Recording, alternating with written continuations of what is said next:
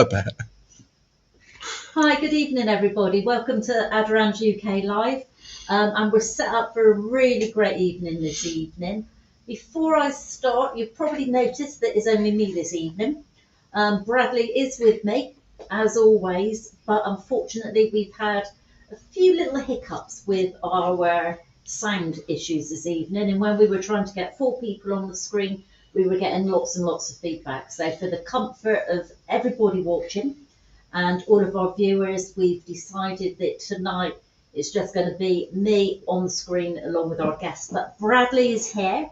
He's going to be monitoring all of our questions. So any questions you've got, anything you'd like to actually ask during the evening, do pop it in the comments box on Instagram, YouTube and Facebook. And once again, lovely to have you all here. Hello, Rita. Thank you for joining us this evening. So Bradley's going to say a little hi, even though I am, because I am still here. That really made it sound like I wasn't present. I am very much here. She played it down when she said we had a few technical issues, more than a few. Yeah. The poor girls from Alopecia UK were cringing earlier from all of the feedback noises we were getting.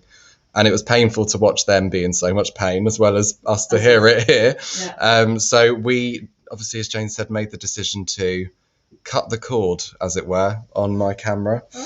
And but I'm still here. It's a shame we didn't take advantage of that echo and make me some kind of voice of God that bellowed in to... That's what you sounded like. I know, it was quite something, but I'm still here, guys, to take all of the questions in. So Jane and myself can ask Amy and Jen from Alopecia UK lots of questions tonight. So if you have any of those, do send those in as well. Yeah, I'm looking forward to tonight. Tonight was going to be really a really interesting evening. Alopecia UK, just as a small introduction, is a small national charity which is working to improve the lives of those people affected with alopecia through aims of support, awareness and research. And they do some magnificent research. They give a lot of support, and they really do raise a lot of an awareness by doing lots of different functions and different charities and different things you can actually join in as well. Despite Alopecia UK being a small charity, it is still the largest alopecia charity in the UK. And that's really a big thank you to all the donations they get and everybody who actually supports that charity. And over the months and years, it's growing and getting bigger and bigger all the time. Alopecia UK was first established in 2004, and in 2020 they celebrated their 15 years as a registered charity. So they really are going from strength to strength with alopecia. And when we look at the numbers of people with alopecia in the UK, we're looking at approximately maybe up to 1 million cases per year. So it's a lot of people. If I break that down to make it a little bit easier to kind of think about how many people that is, it's almost like 1 person in 1,000 will have some form of hair loss throughout their lives. And that can be from a very young child to somebody quite elderly. And we all lose our hair for lots of different reasons. It's caused really through an autoimmune conditions. It can be genetic factors, hormone changes, tissue scarring from injuries as well. So the list is endless of the types of alopecia people might actually have. So Jane, with the condition as well, I mean, a regular thing that I've seen us actually get messages come in from people when we've done our lives and we've spoken about alopecia, is the kind of lack of, I don't know if you'd call it awareness, but almost education. Yeah. In that when people go to seek help for, suspected cases of alopecia, doctors don't necessarily know where to signpost people or what to do. Them. Yeah, and I think it's really good, Bradley, really, because it's signposting those people who know they've got a hair loss problem, a hair loss issue. And even though we actually think, it's not life-threatening, it really does have that kind of profound psychological effect. Absolutely. On that person, and also the people in that network supporting that person as well. And GPs, they are what they are, fantastic at what they do. but a general practitioner, and they don't have enough training or enough hours Yeah. on that hair loss. So they don't always know where to signpost those people. And I think with charities like Alopecia UK, companies like ourselves as well, Aderans, is making that awareness really. Absolutely. And making people know that they're not on their own, and being able to signpost them to the right person for them to talk to that person. People with alopecia, some people might choose to wear a wig, other people might choose to wear some type of head covering like a turban or a hat, and other people just choose to look natural. And I think when we bring Jen and Amy on in a moment, you can actually see they look fantastic. They do. When they're natural, but they also look absolutely beautiful when they're wearing a wig or any headwear as well.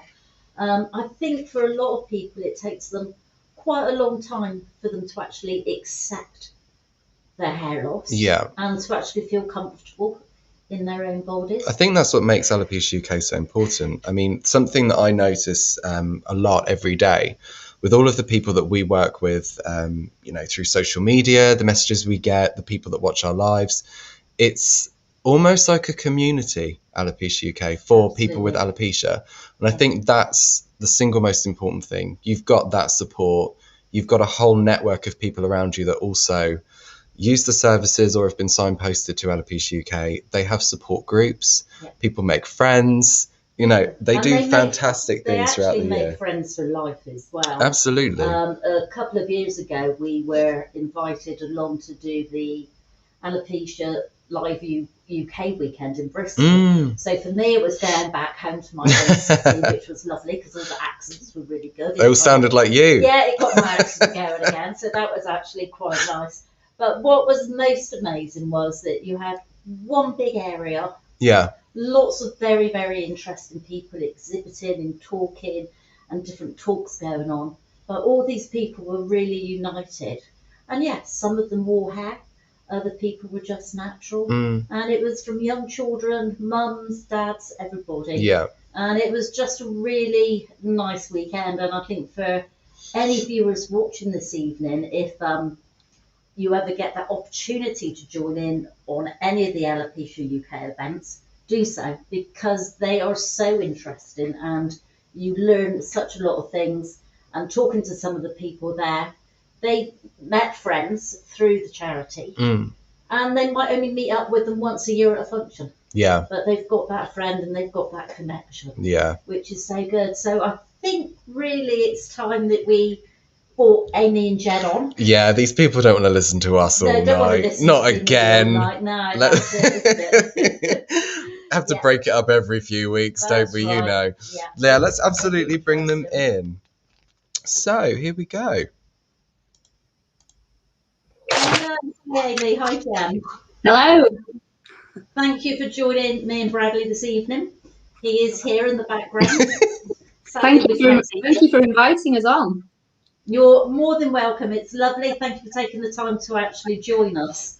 Hopefully my introduction to you was all correct and all in the right kind of way for who you are and what your charity actually is. It's a lot of pressure doing that, isn't it? When you're trying to tell people what they do. Yeah, I do a little bit of research just so I can make sure I kind of get it right and don't stumble over anything. It's easy just doing talking, but introduction, you need to get that just. You did a really good job. It was brilliant. Thank you so much, Amy. Thank you. Yeah, I mean, it's a great charity, isn't it? It's been around, as we said, 2004 when it was established. And you've been working with the charity now, Amy, for quite a long time. When did you first start with them? I don't know whether it should be Jen telling this bit of the story because it's Jen that got me involved. So I'm actually going to say, Jen, you start at the very beginning because it was Jen. It was Jen that, as I like to say, roped me in. So Jen, go back to our very first days. Oh, okay.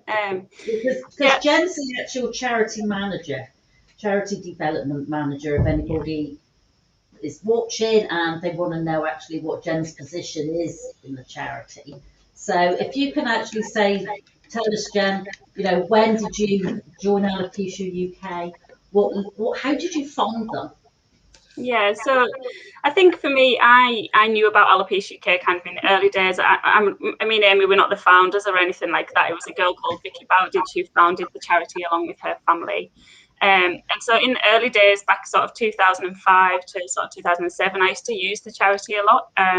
Because I've had alopecia for a long time, and all of a sudden there was this place where everyone could kind of congregate, and there was a forum on the website at that point in time, and you could just read about everyone's experiences, and so that was amazing for me, and I started to go along and meet people as well, so I was able to connect with people with alopecia basically, which was brilliant. But then I didn't sort of start getting involved volunteering sort of the back end of 2011, and then it kind of gradually grew and grew, doing more and more.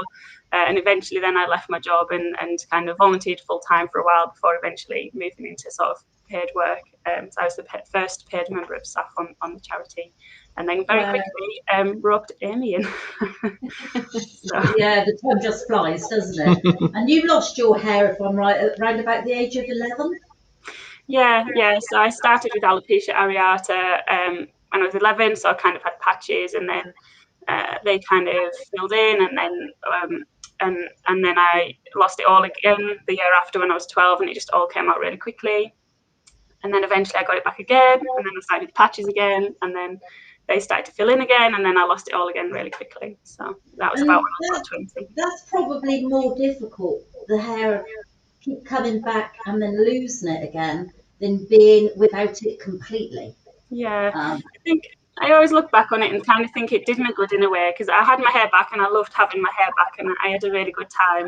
I was kind of, that age when I was going out lots and things like that. So I really liked having my hair back, but then I kind of lived in fear as well of losing it again, and I would completely freak out just at the smallest sign of it going again. And so when it did go again, and then I was kind of like, right, like this is me. I just need to be able to get on with this. Like I want to live my life, because I kind of felt the first time that I was always waiting for my hair to come back, and so I didn't really get the most out of those years. So that was when the second time I kind of realised I just need to be able to live the life I want to live, whether I've got it or not. It must be a really difficult thing though, isn't it, really? Because when you lose your hair, then it comes back, then you lose it again.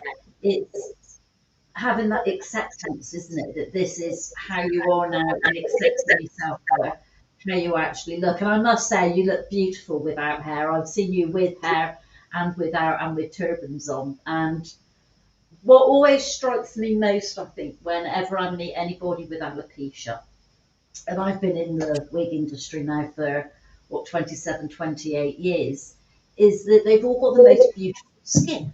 So you've all got... That's very true, actually. Everybody does. And you just look at them and think, oh, your skin's just beautiful. And there's something about it that you always got lovely glowing skin. Yeah. Whether it's anything to do with the alopecia, I don't know, but it's just one of those common factors. Everybody seems to have beautiful skin when they've lost their hair. Thank you. Well, it's good to know. I don't think I did when I was younger, mind you. We'll just keep the compliments coming tonight, Jane. I'm really enjoying this. The positive energy that's just radiating out. No, it's true. It's like over the years we've talked about it. I used to work in our retail centre here in Hove, and we would see ladies coming in. We'd always say when they left, God, did you see her skin? It's just beautiful skin. And I don't know why, but absolutely. And they're obviously going through a very stressful time, so you wouldn't think that would be the Well, case, no, that's it, true, really? actually. It's very true. Because it is very stressful what you actually go through. And with yourself, Amy, you lost your hair again at quite a young age as well, wasn't it? So did you have those struggles with your hair loss like Jen did? I was a little older, I have to say. So the first sign of hair loss for me was actually at the age of 24. So I don't have the childhood experience that Jen has. So our experiences when we kind of got together were quite different. In that Jen had, been basically dealing with it for years. I'm actually a few months older than Jen. And yet it was something that, for me, I'd had a lifetime of not even knowing what alopecia was. Whereas obviously Jen's experience was very different in that she'd been, managing her hair loss for quite some years. So at the age of 24, I had a couple of small patches of alopecia areata. I went to the doctors. They told me they'd grow back, and they did. And then in 2010, at the age of 27, I lost the lot, so the whole lot fell out. And yeah, just it was then I was kind of quicker to find Alopecia UK than I think some people are. Although it still took me over a year to get in touch with the charity and know that there was support there. And it was at an event, it was actually a photography event that I first met Jen down in London that was advertised by Alopecia UK. I went down to London all on my own, feeling very brave. The first time ever that I would be meeting anyone else with alopecia. And at that point, I had no idea kind of what a change that was going to have on my life and what an impact that was going to have on my life. Because it wasn't long after that Jen saw something in me and basically, roped me in. She roped me in. That expression of the more you get involved with something and the more you see, the impact that you're having. And for me at that point, because I was still early on with my alopecia, it wasn't just that I was helping others, but me helping others was also helping me come to terms with something that was, a really traumatic thing that I'd gone through. So yeah, that's kind of it in a nutshell. And then over the past, can't believe I'm saying 11 years now. So we're in 2021, which is mad. But in the past 11 years, I've had different degrees of regrowth. So I was alopecia universalis, so nothing at all, for about 18 months. And then I've had my hair come back very nearly fully twice for it to fall out again. And you can see I've got a bit of a patchy. I've just had a nice buzz just for you guys for the live stream. Oh, thanks. I'm more comfortable when it's at least kind of even and looking as kind of as smooth as it can. But yeah, so that's me in a nutshell with my alopecia. Right. And do either of you actually have any family members with alopecia as well? You do, Jen. So we didn't realise this till I was older, but I think there's definitely something there in sort of my mum's side of the family. She said I think one of her uncles had lost it, and then her sister lost her hair after having my cousin, and then two of her sons kind of get patches, and then one of their daughters. So there's something there in my family. Like none of my immediate family have it, so, but there's definitely something there in the yeah, because they do say it can be genetic, and there are those genetic links, isn't there, with alopecia? Because you quite often sometimes see two sisters with it, or twins with the symptoms as well. So it can actually link its way in. How many people do you have in your charity now? Do you know how many followers you've actually got in the charity? I think that's a good question. Yeah. It's a huge charity now, isn't it? Yeah, that just came out of nowhere, that question. Everyone's in different pockets within the charity. Like we've kind of, the Facebook groups, there's over 9,000 in there. And then you've got your mailing list and then people on the website, Instagram. So everyone's kind of in different, follows us in the bit that suits them kind of thing. So I think it was Bradley in the intro, the lovely intro we had. I think you mentioned the word community. And I think you're right. I think it is what we aim to have at Alopecia UK. We aim to have this community feel on whatever format people might be basically engaging with us on. And I suppose the main support forum that we currently have are our closed private Facebook groups. Really busy with daily posts, lots and lots of activity coming through those groups. And they do very much have a community feel. It's about people getting the support from each other, and the knowledge that really the best support you can get, I think, is from those that have essentially had the same journey and have know exactly where you're coming from, I suppose, at any point with the feelings that can come your way. Yeah. So I had a question for you, Amy, and that was, what was your first sort of experience of what assistance or support did you get from Alopecia UK? How was that kind of your entry point with the charity? So the entry point, which again, I think it would be the forum that used to exist on Alopecia UK's website. So probably to give a little bit of history to that, back on our old website, which I think we moved away from in, get the year right, 2018, Jen, would that be right? Yeah, we had an old style forum, like the traditional sense that you would get from a forum with different threads and different things happening. Yeah. Essentially, the technology just became antiquated. It was hard for us to kind of keep that going in the format that it had.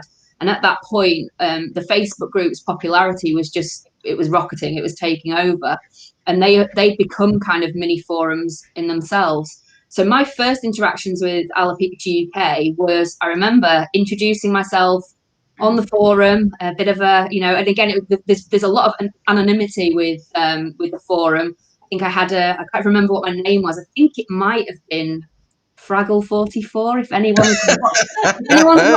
anyone's watching now and is an old school forum user from the times gone by, and I just remember, I think Ben will be able to chip in, but I remember finding all these people and just reading the words on the screen and just instantly thinking, well, this is me. This is like, this is what I'm feeling.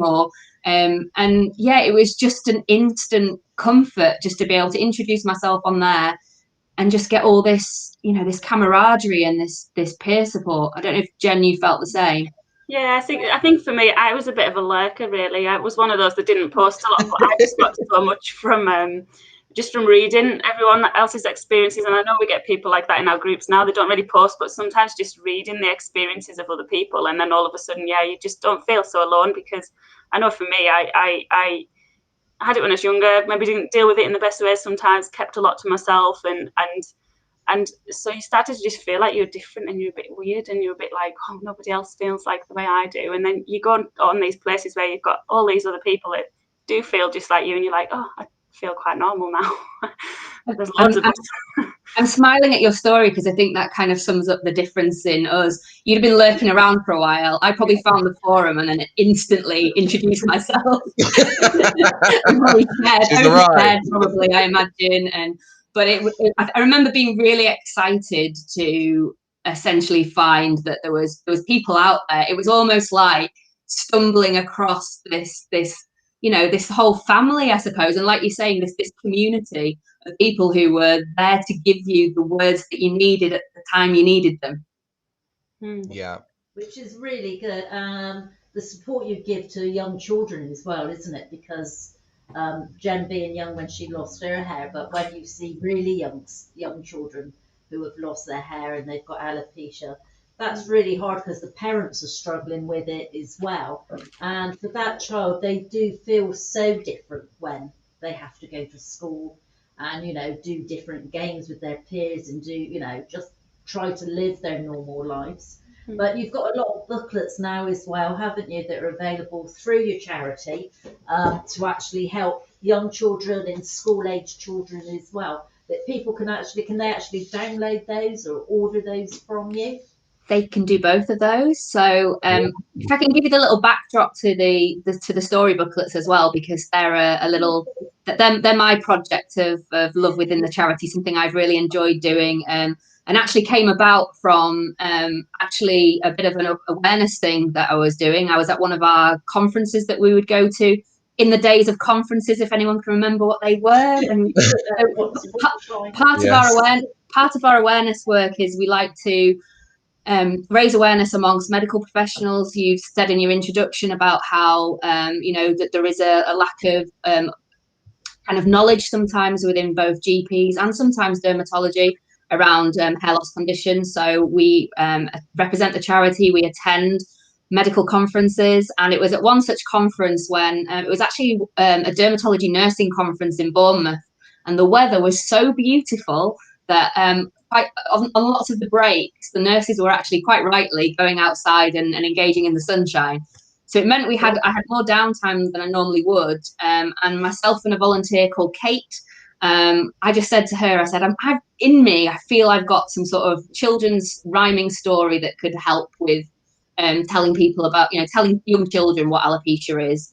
And we kind of just sat down and basically just put something down on the page. And then from there, we've ended up with these 4 different story booklets, all around a child's first day at school, with different characters with either total hair loss or patchy hair loss.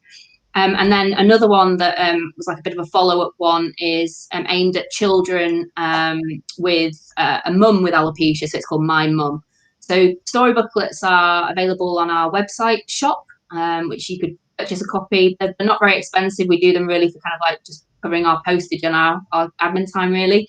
And they're also available as downloadable, or you can watch them on our website as well. So if you prefer just to watch them on the screen, you can read along on those. But yeah, they've been a nice thing for us to be able to offer. Yeah, they're great. I've actually read them, and I think they're up. Have you read them, Bradley? I actually haven't. I'm going to check those out. No, they're great little stories, and I think for young people, it just makes it more acceptable for them, isn't it, really?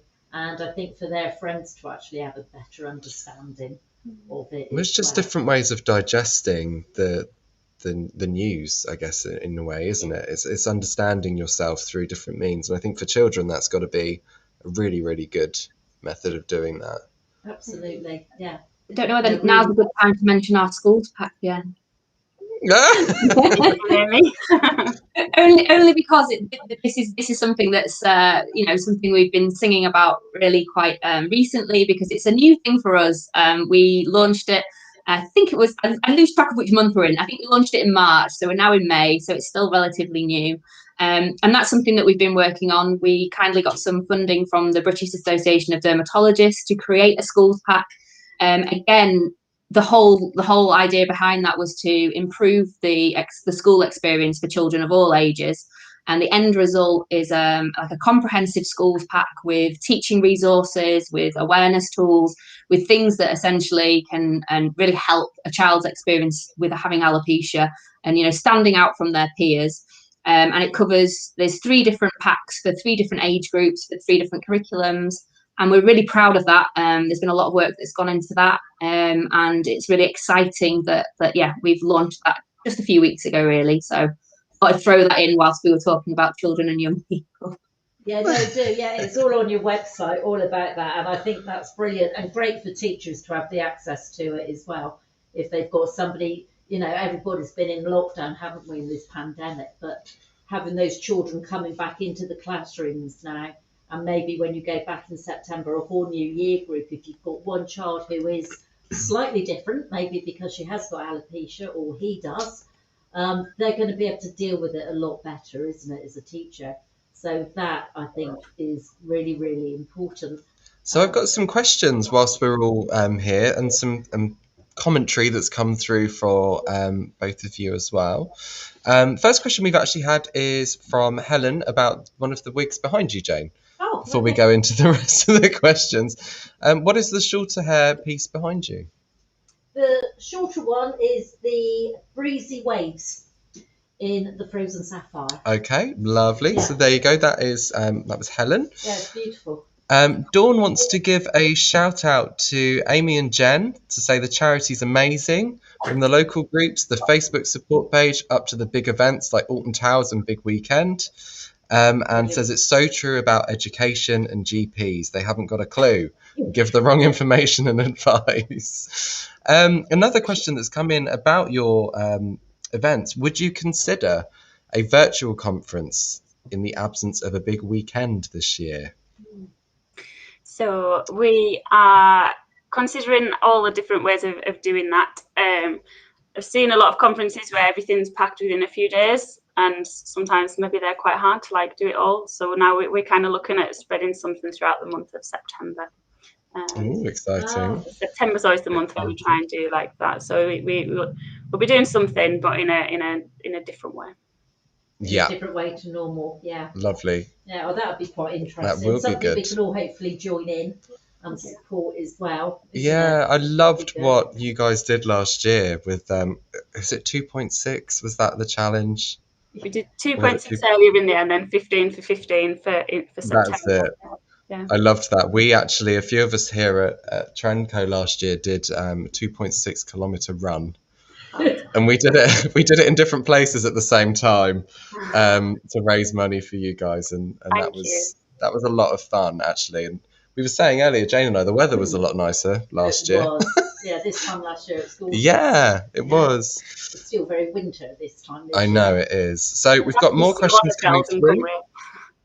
No. So Shirley says, great support group. I've been to the big weekends.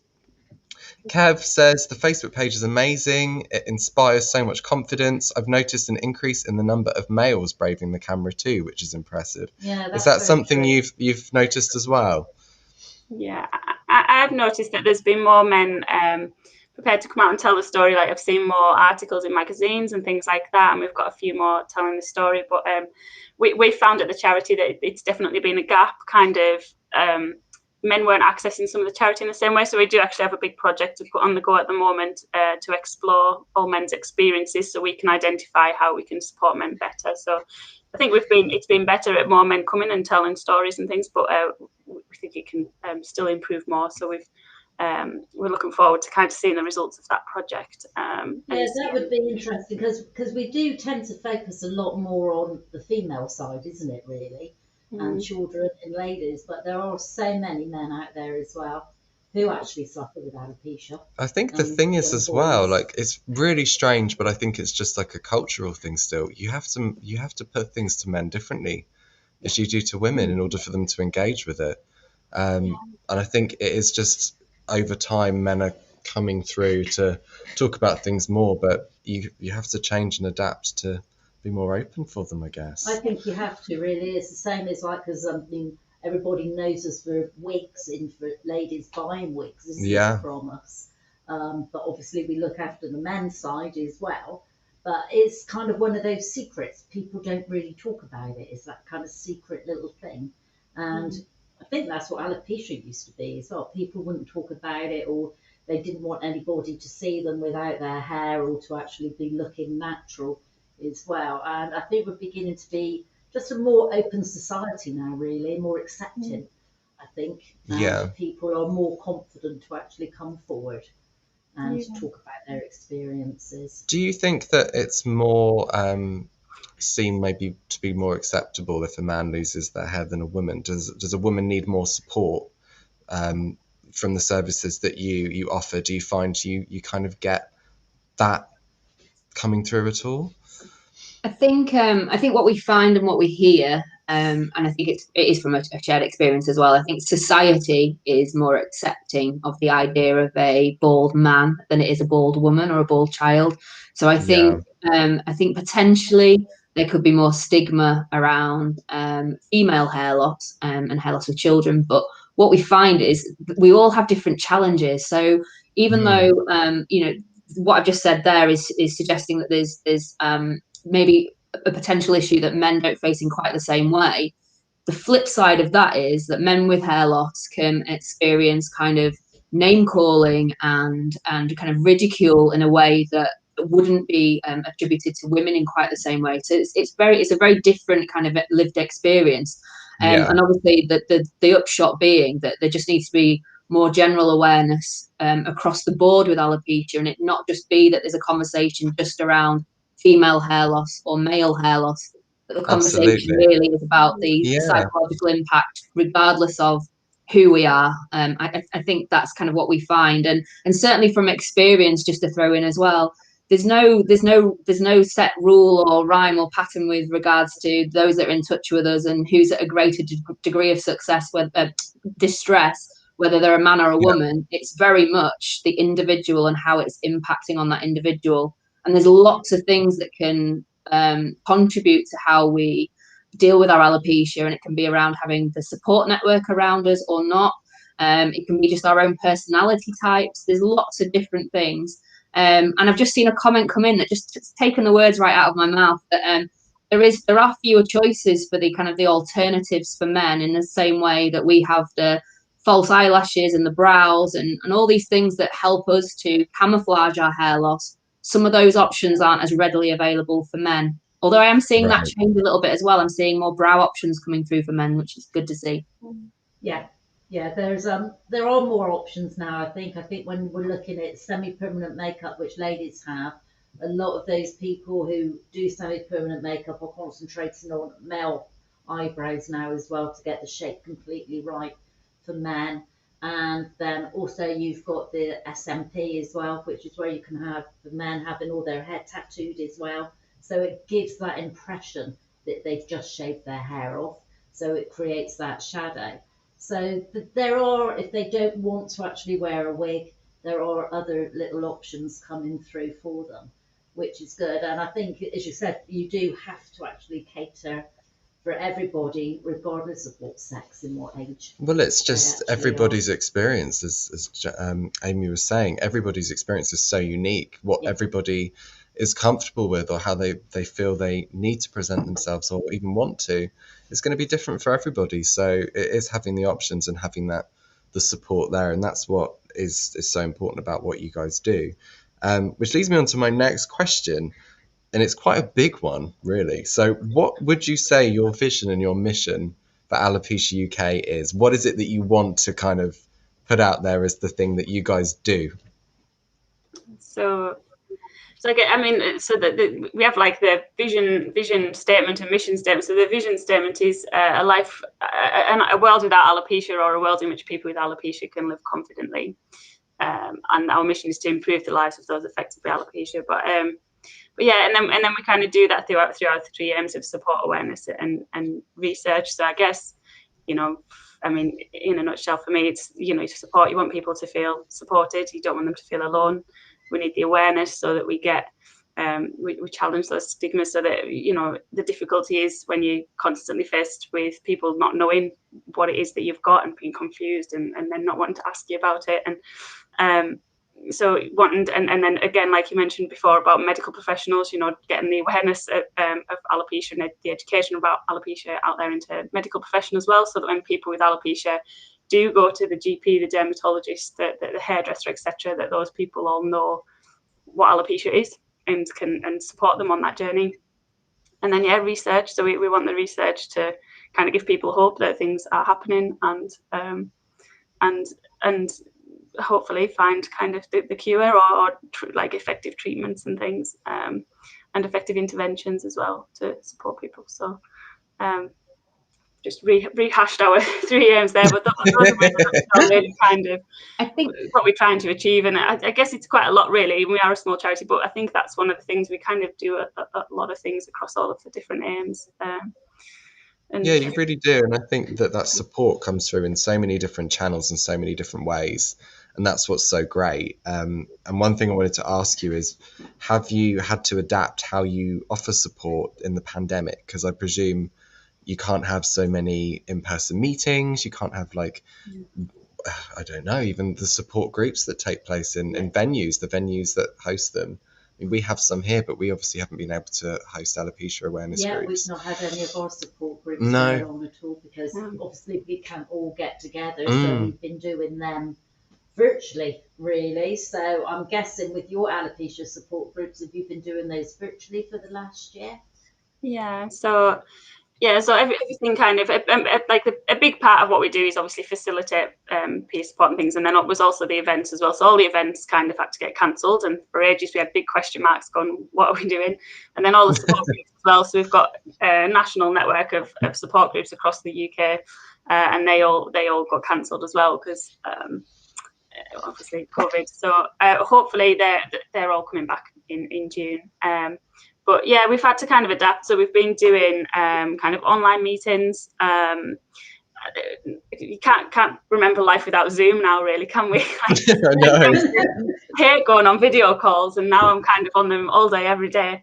But yeah, so no, we do a lot of. We've got like our Alopecia Cafe, which is meetings for adults with alopecia, and then there's one for parents as well. And then we also got some for kids as well, and they tend to happen in the sort of school holiday around that time.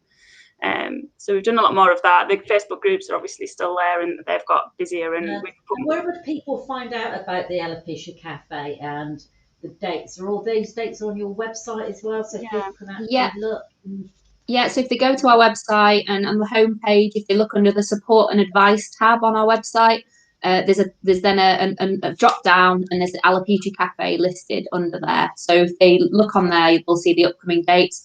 We're having one daytime and one evening meeting a month for adults with alopecia, and then there's one monthly parents one as well. So there's lots of people to be able to access, and all the information's on our website.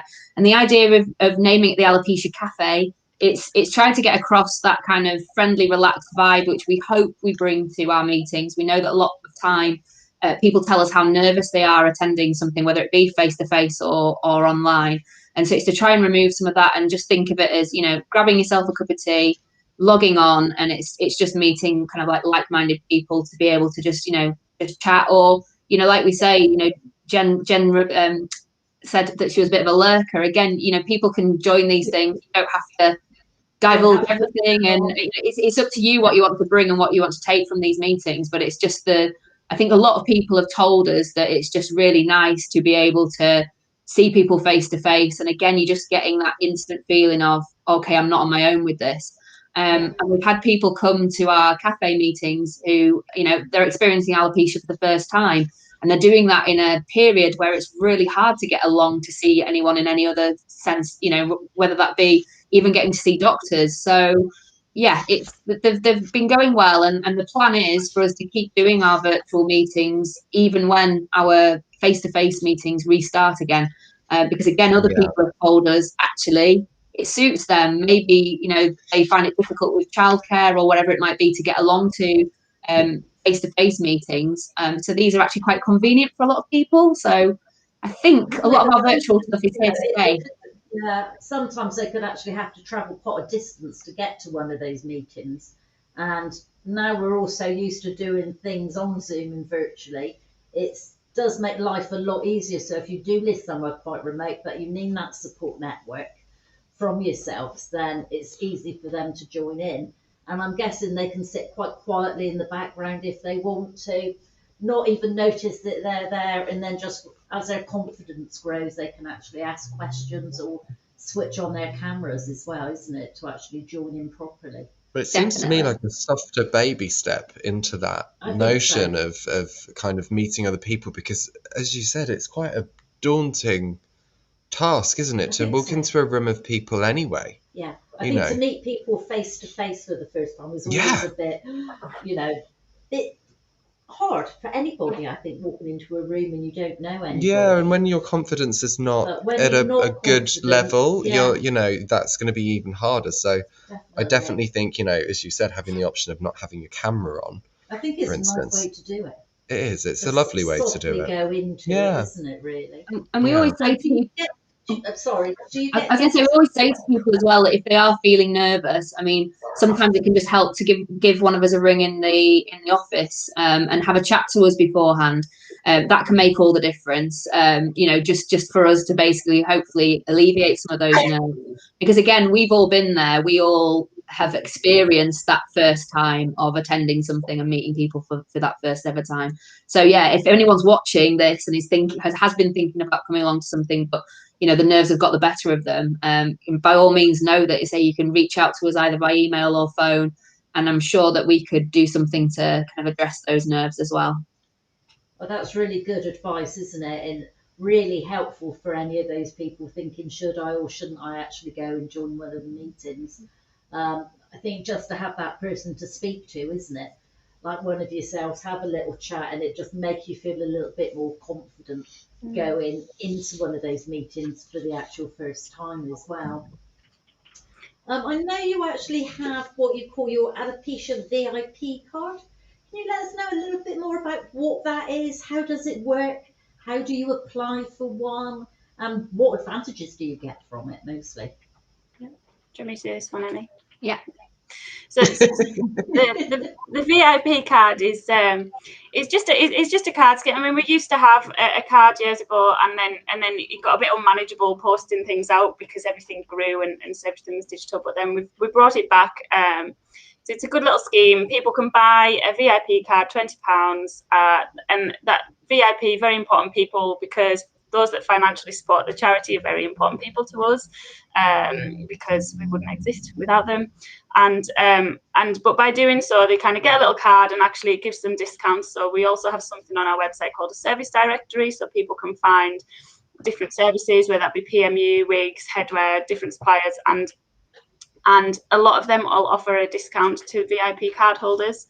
So actually people can make a lot of savings as well on things that they buy. So yeah, the VIP card is a little card scheme for people to kind of support charity, and they get something back as well. Yeah, so it's worth anybody, if they belong to the charity or want to support the charity, to actually just apply and get one of those cards from you there. And then that money goes to actually help with all your different actual activities you do, and goes to actually your running costs of the charity as well, I'm guessing. Yeah, exactly. So yeah, and it's available in our shop, and yeah, just the money that comes in, it just gets spread across all of our aims really, and the work that we do to meet all of our work streams. So yeah. Can I chip in with some relevant information that I just thought I should have rehearsed this and had it available before we came on.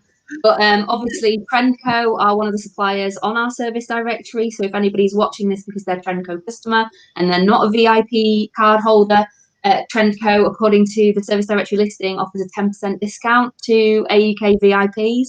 So again, if anyone's thinking of buying their next Trendco wig, there you go. You could get a discount just by buying one of the AUK VIP cards. And as I say, it is that thing of everyone that spends their £20 for the year with Alopecia UK, that £20 is going towards the supporting the work of the charity. So yeah, we really appreciate it, particularly at a time when traditional fundraising has taken a bit of a turn. The fundraising events that would normally take place and the things that people would normally be doing for us, that hasn't properly restarted yet. So, a simple way to support us is through something like the VIP card. It's another way for some income to continue to come into the charity. And are there other ways at the moment, Amy, that people can make donations or get involved and volunteer for Alopecia UK? Absolutely. So that's what we like to hear. Well, I have to say, interestingly today and encouragingly today, I'm feeling very optimistic as a result at the end of the day, because a number of people over the past 48 hours have actually got back in touch regarding fundraising. So that's lovely. I think that's people doing their own thing. So I don't know whether it's the summer coming back and people feeling a bit more energetic, but I've had a few running events that people are organising for themselves for June, which is really lovely to see. So the fundraising side of things, fundraising is only limited by people's imagination to, do whatever it is that they want to do for AUK, and we'd always be really grateful. And if anyone who's watching is interested in fundraising, if they want to get in touch with us at the charity, we can maybe do a little bit to support by offering a t-shirt. I know that doesn't sound very glamorous, but being a small charity, that's probably the most that we do. But there's all sorts of things that people get involved with. And then also, donations, even if you just want to make a donation to us or set up a regular donation, the information for that is all on our website. And volunteering, again, I think that's still on our website. We've got a volunteer sign-up form. Jen, is that still correct? Yeah. So there's a volunteer sign-up form, and so when opportunities come up, it tends to go out to that distribution list. And there's all different things that kind of come up, and it's people coming to support on our online meetings. Recently, we've recruited 6 new trustees, which has just been amazing, and working groups and things like that. So there's often different things that come up, and sometimes it's a skill-based thing, and we'll look through and we've found somebody who's helping us out with a bit of graphic design and things like that and some stuff. So and to help navigate to that area of the website, if you go to our homepage, all information around donating, fundraising, getting your AUK VIP card, shop, volunteering with us, that's all under the Get Involved tab. So it's all in a very nice, easy to find spot. It's almost like we did it with these things in mind. So I could say that that's where you need to go.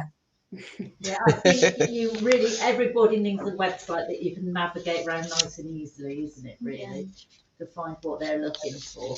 So yeah, anybody out there can make donations. They can actually start volunteering or think about doing something silly to fundraise. Really, start getting groups of friends together and start doing silly things.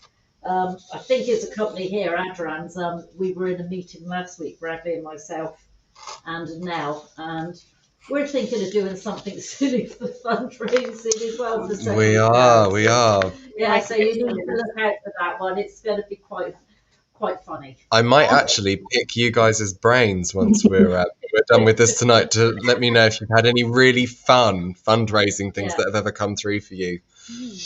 Well, I was just about to say at that point now as well, we'll rack our brains for you on that, Bradley, but also just to say obviously how grateful Alopecia UK is for the support that Trendco has shown us over the years and Aderans UK with, you know, I think in the days again where we were having events, you've kindly included us in your charity events with your it used to be kind of like the fashion shows that you used to have, which I know were really, really lovely. I've attended a couple of those, always had a great time. Usually ending with a bit of a boogie on the dance floor. It's nice to think that we can get back to those kind of events. Hopefully next year, maybe. That would be lovely to have. We're really hopeful, yes. Well, we've got a fashion show planned for this year. Yeah, December. potentially December, right at the end of the year. So we're hopeful that, you know, we can do things then. So that should be absolutely fun.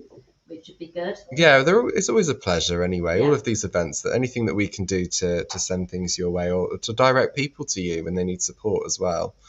It's very important. It's really in line with what we do here. And it's much appreciated. It really is. Oh, thanks, guys. It's I think it's such a good charity, and you help so many different people through different stages of their hair loss. And it's nice to be able to signpost somebody to actually go to you. I mean, we do our own alopecia meetings in all of our salons. They have their own little alopecia group meetings, which are great for people to come into, our clients to come into. But also, we've not been able to do those. So for you doing your alopecia cafe, for those people to be able to join in those things as well, just to touch base with people, has been really, really good throughout this year of when we have been living a slightly different life, shall we say, really. Yeah. We've all got used to talking on cameras more, isn't it? And not talking to actual people in real life. We have. And speaking of that, there's a comment that's come up here. How's the podcast going? You guys started a podcast? Yeah, so that's an... Tell us more. Well, that's Naomi's one of Naomi's things, actually. So yeah, she's releasing a monthly podcast, and we've just got it going this year. And she actually used some of the audio from some of the things we did last year, just for the first couple. And I think she's been recording just last week a new episode. So I was involved in that one. That was a recording about that was around the challenges of regrowth and shedding, and so that was an episode that I don't know when that one's going out. We should have prepared on this. We didn't ask Naomi for an update on where the podcast is. But again, I think this is probably a good opportunity to say that at the charity, it's not just myself and Jen. I know we've been involved the longest, and sometimes I think our faces are always attributed to the charity, which is it's not a bad thing. But yeah, we're really lucky now. Oh, there's Naomi. She's watching. Oh, there she is. Next week. Hi, Naomi. But yeah, it's just to say that we've got some fabulous colleagues with us now. When we started in 2012-13, it was just myself and Jen, and it did feel like a hard slog, and sometimes it still does, but it's great that we've got some fantastic colleagues that essentially help share the load now and do some fabulous things for the charity. I think we should say as well, just being me, like there's always been a big team involved in Alopecia. Yeah. You know, a lot of stuff would get done by volunteer, like the trustees and things like that as well. But yeah, the bulk has often been the staff team, and it's so nice now to have a bigger staff team. I bet. Yeah. And where can we? Do you have now? That's fine, Jane. You go first. Sorry, how many staff do you have now? There's 6 of us, and 3 of us are sort of part-time. 3 full-time, 3 part-time. So. And I say, and on the top of that, as Jen says, we've got a board of trustees, and we've also got fabulous volunteers that help us do what we do. So our volunteers cover anything from our support group leaders for the face-to-face support groups. We've got people that help us out with the Alopecia Cafe meetings. We have moderators to help on our Facebook groups. We've got people that come to our events when we have them. There's all sorts of people that we couldn't do what we do at the charity without all the people that chip in and do the volunteering bit that is so important for small charities. So yeah, we're very grateful. So if any of our volunteers are watching as well, big shout out to them and everything that they do for us. Absolutely. Yeah, and for anybody else who wants to volunteer in the future as well. Yeah, definitely. Bradley, you can talk. I can talk now. Thank you, Jane, for the permission. So I wanted to ask where we can listen to the podcast. Yeah.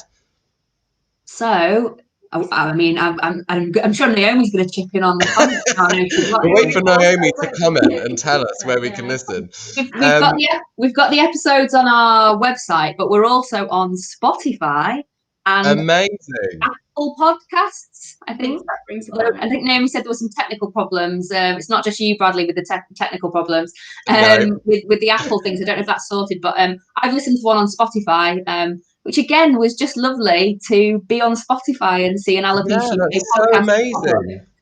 Congratulations, that's so good, because I think it's just going to be so good when someone can just type in the word alopecia into Spotify and then have that element of support, because I don't know about you, Jane, but I've in the last year, I mean, we all know I've taken a hell of a lot of baths because there's not been much else to do.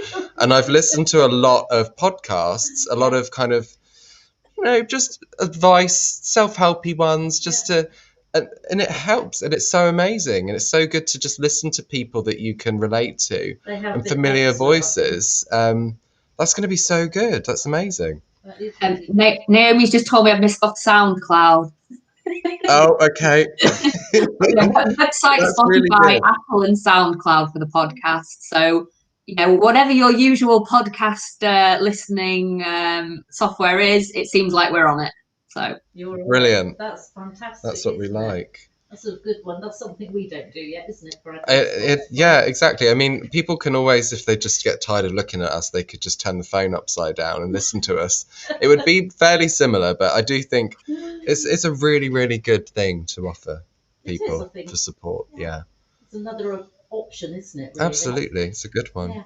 It's almost like we're going for world domination on the awareness front. Well, any medium, we're on it. We're trying to get the word out there in whichever capacity we can. That's good. That's what we like. You should do, yeah, absolutely. Yeah, nothing wrong with that at all, isn't it? I think. Exactly. So I've got one more question tonight, Jane. Have you got any more questions? What possibly? You never She'll keep this going. Yes. So my question, I wanted to ask both of you, just from your own experience, what advice would you give to someone who is experiencing hair loss from alopecia for the first time and perhaps doesn't know what to do, what's going on, or how really to process that happening to them in the moment? Who wants to go first on this, Jen? I think for me, I'll give you time to think about it, Amy. So I think for me, I always struggle with this question a bit, but I think definitely kind of reaching out and finding other people for support. I wish I'd been able to have some of the things that are now available to people. I think it would have helped a lot to be able to connect with people in that way. So for me, telling somebody now who's starting with alopecia, as well as kind of, try not to freak out and things like that, it would be to reach out and connect with other people with hair loss in all the various spaces that are now available. And yeah, I think that would be mine. Mine's quite similar, but I suppose there's a few things in terms of more practical advice. If somebody's struggling with regards to even getting a diagnosis, our advice would be to see a GP in the first instance. If you don't get what you need from the GP, to ask for a referral to a dermatologist. But also, as I say, it's that being in touch with others with alopecia, connecting with our support spaces to know that there's information there. But if I was to give some kind of just more overall advice that comes from, I think, my own experience, I think it would be, I remember when I was really, really struggling in the first year, and kind of just always felt that, I'd had weeks of just feeling really low and feeling that this was going to kind of, to be honest, ruin my life. That's what I thought. I thought losing my hair was going to ruin everything for me, and this was going to kind of almost just be, well, that's it, my life's over now. And I think what I'd always like to advise people is, I'd always want people to know that, feelings can and do often change over time. I think sometimes when we're in that really kind of, struggling position where, things do feel really bleak, and it's naturally a very tough thing to go through. Like this, you know, it's not something that we ever expect to happen. Nobody gives you a rule book as to how to deal with living with hair loss. It's a big thing to come to terms. So I just say to people, you know, be kind of kind and gentle with yourself, and just know that, you know, feelings do change over time, but also have the knowledge that being in touch with others, not just for the peer support, not just for the, you know, the emotional kind of pick me up that you can get from being in touch with other people, but also knowing that there's other things you can get from being in touch with others that have gone through the same. So it's the practical advice. It's things like navigating things around wigs and makeup and headwear and all that. So I just don't want anyone to ever feel hopeless. I always want people to think that actually there are things that can make things feel easier. And that's what we're there for. And whether that be you pick up the phone and you have a chat with us, you know, anybody that picks up the phone at AUK, we're people that have that kind of that knowledge and that understanding. We get it. So yeah, that was a bit rambly, but it's a difficult one to answer in a short one. But there's always lots of things that can help. Don't ever feel that there isn't. There's things that can work wonders. No, that's it. There's so many people who do struggle and they don't know who to turn to or who to ask.